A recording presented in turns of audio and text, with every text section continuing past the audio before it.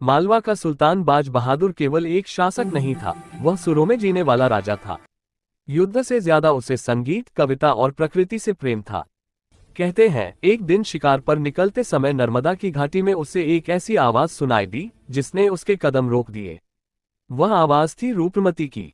रूपमती कोई राजकुमारी नहीं थी, वह एक साधारण चरवाहे की बेटी थी, लेकिन उसकी आवाज में आत्मा बसती थी।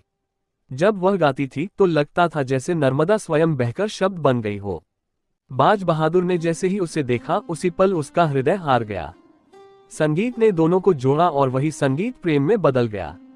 रूपमती को महल में लाया गया, लेकिन उसने एक शर्त रखी, मैं वैभव में रह सकती हूँ पर नर्मदा माँ के दर्शन के बिना नहीं। बाज बहादुर ने प्रेम में कोई कमी नहीं छोड़ी।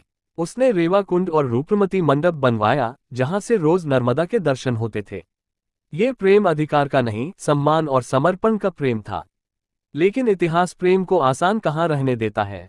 मुगल सम्राट अकबर की नजर मालवा पर पड़ी, उसकी सेनाएं टूट पड़ी। बाज बहादुर युद्ध हार गए और राज्य छोड़ने को विवश हुए। रूपमती को बंदी बनाए जाने की कोशिश की गई। अपने प्रेम, अपने स्वाभिमान और अपनी पवित्रता की रक्षा के लिए रूपमती ने विष पीकर अपने प्राण त्याग दिए। जब बाज बहादुर को यह समाचार मिला तो वह अंदर से टूट गया। राज्य तो छिन गया था, पर उससे भी बड़ा नुकसान उसकी रूपमती।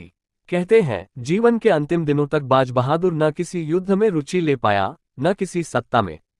वह बस रूपमती के गीतों और नर्मदा की लहरों में उसे खोजता रहा।